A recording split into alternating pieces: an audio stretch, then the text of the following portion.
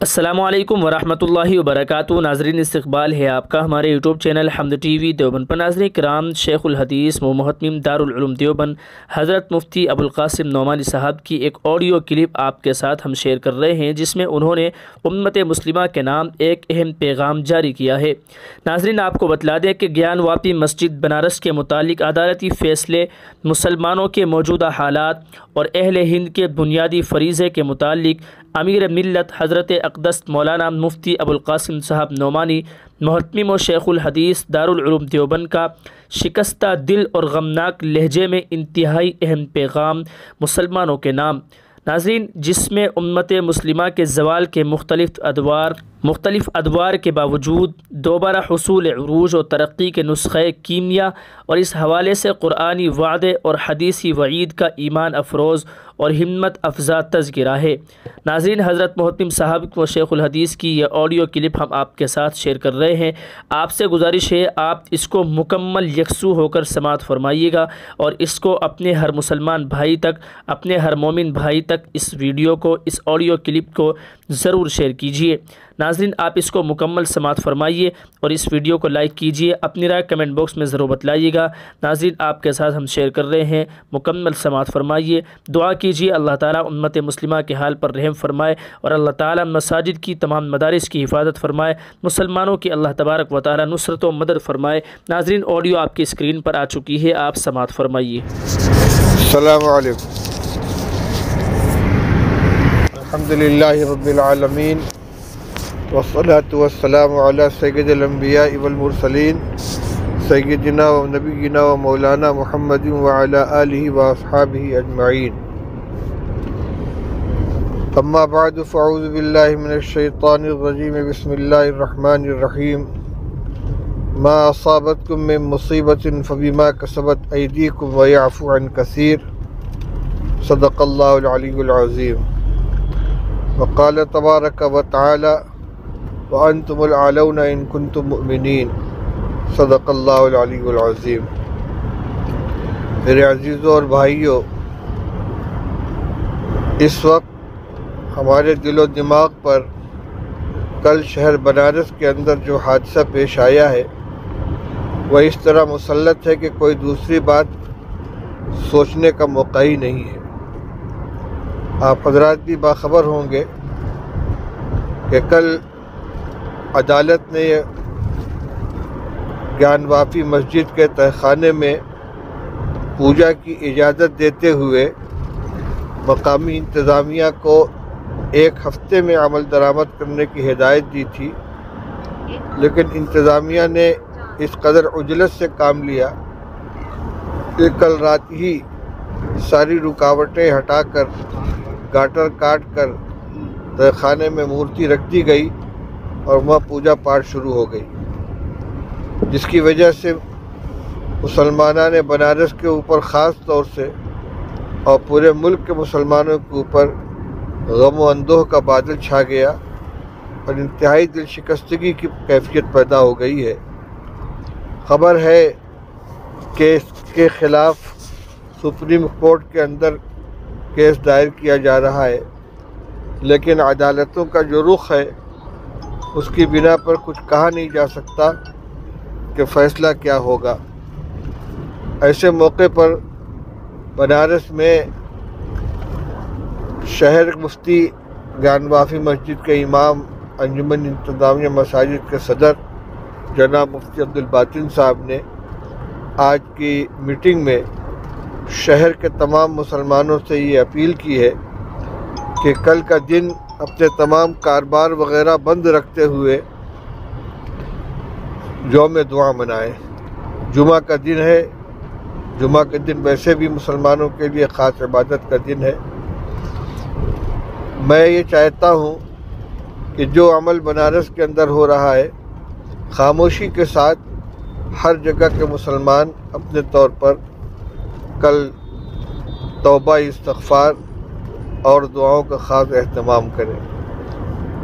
دنیا میں جو کچھ ہوتا ہے وہ اللہ کے فیصلے سے ہوتا ہے اور ہمارے اعمال اس سلسلے میں فیصلہ کن ثابت ہوتے ہیں جو آیت کریمہ میں نے ابھی آپ کے سامنے پڑھی ہے، اس میں اللہ جل شانہ نے یہی فرمایا ہے، ما اصابتکم من مصیبت فبما کسبت ایدیکم ویعفو عن کثیر، کہ جو کچھ بھی تمہارے اوپر حالات پیش آتے ہیں یہ تمہارے ہی اعمال کا نتیجہ ہوتے ہیں، اور اللہ تعالیٰ بہت سی چیزوں کو درگزر کر دیتا ہے۔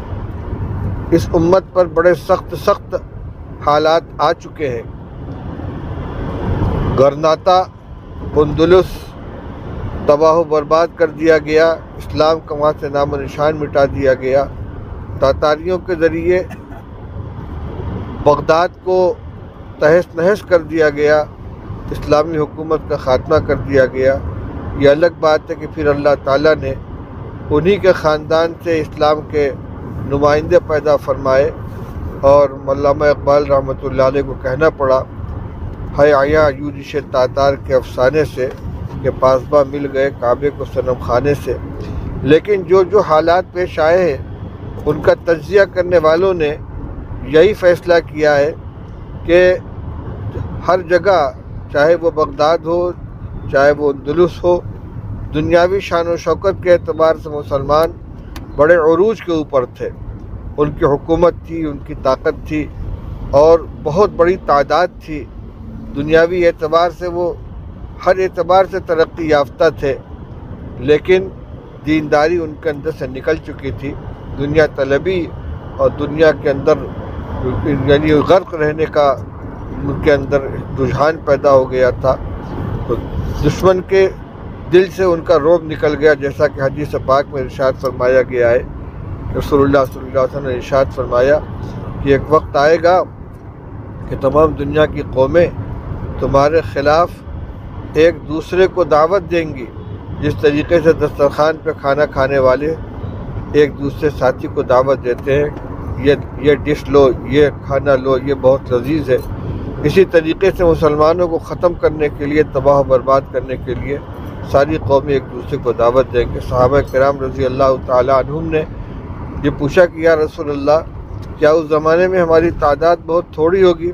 فرمایا نہیں، تعداد تو بہت ہوگی، لیکن تمہاری حیثیت ایسی ہوگی جیسے سیلاب کے زمانے میں پانی کی سطح پر بہنے والا کوڑا کرکٹ اور جھاڑ جھنکار ہوتا ہے، کہ اس کا کوئی وزن نہیں ہوتا، اس کی کوئی قیمت نہیں ہوتی۔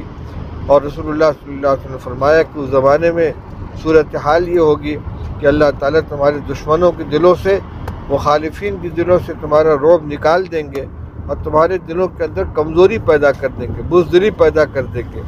صحابہ نے پوچھا کہ یا رسول اللہ، یہ بزدلی کیوں آئے گی؟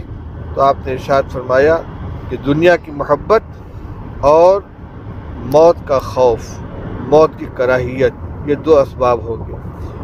یہ قطعی حدیث رسول اللہ صلی اللہ علیہ وسلم کی، اور حالات کو دیکھیے تو آج مسلمان ہندوستان کے اندر سرکاری اعداد و شمار کے اعتبار سے 20 کروڑ کی تعداد ہے ان کی، اور اگر پورے حقیقی گنتی دیکھی جائے تو اس سے بہت زیادہ ہے، لیکن کوئی وزن نہیں ہے، کوئی حیثیت نہیں ہے۔ فرقہ پرست اور اسلام دشمن عناصر جو چاہتے ہیں وہ منٹوں کے اندر کر گزرتے ہیں، اور ان کے خلاف کوئی کارروائی نہیں ہوتی۔ اب ایک ہی راستہ ہے کہ مسلمان اپنی زندگی کے اندر تبدیلی لے آئیں، جو کوتاہیاں ان کا ازالہ کریں، معاصی سے توبہ کریں، نمازوں کا اہتمام کریں، اللہ سے اپنے تعلق کو جوڑیں۔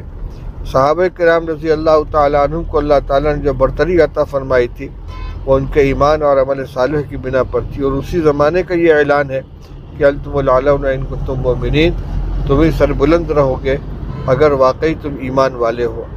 ایمان حقیقی معنی میں اگر ہمارے اندر آ جائے تو تعداد کچھ بھی ہو، مسلمانوں کو اللہ تعالیٰ سربلندی عطا فرمائیں گے۔ اس لیے جس کا جتنا دائرۂ اثر ہے، اپنے دائرۂ اثر کے اندر مسلمانوں میں دینی بیداری پیدا کر کے لغویات، خرافات و گناہوں سے بچ کر طاعت و بندگی والی زندگی گزارنے کی تلقین کریں، اور گناہوں سے اپنے بچائیں، توبہ و استغفار کا اہتمام کریں۔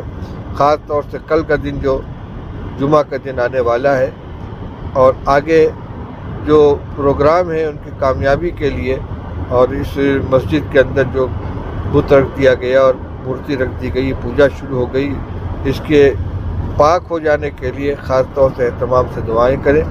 کوئی احتجاج، سڑکوں پہ نکلنا، نعرے لگانا، کالی پٹی باندھنا، یہ تو صرف ظاہری اسباب ہیں اور ان سے اب تک کچھ ہوا نہیں ہے۔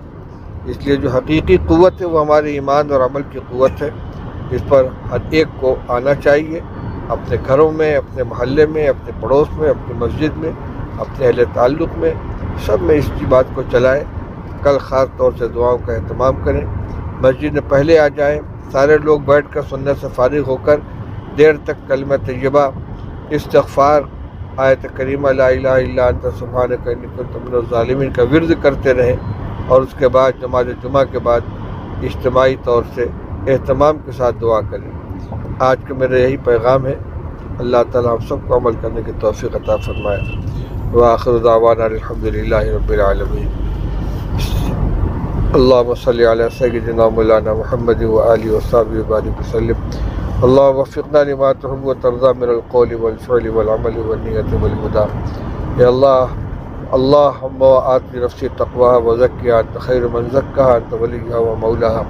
اللہم ان قلوبنا ونواصینا وجوارحنا بیدک لم تملکنا منها شیئا فاذا فعلت ذلك بنا فکن انت ولینا واہدنا الی سواء السبیل۔ یا اللہ ہمارے حالات کو درست فرما دے، یا اللہ پریشانیوں کو ختم فرما دے، مسلمانوں کو عزت و سربلندی عطا فرما، اسباب ذلت سے ہمیں نجات عطا فرما، اسباب عزت عطا فرما، اپنا سچا تعلق نصیب فرما، ہماری دعاؤں کو اپنے فضل و کرم سے قبول فرما۔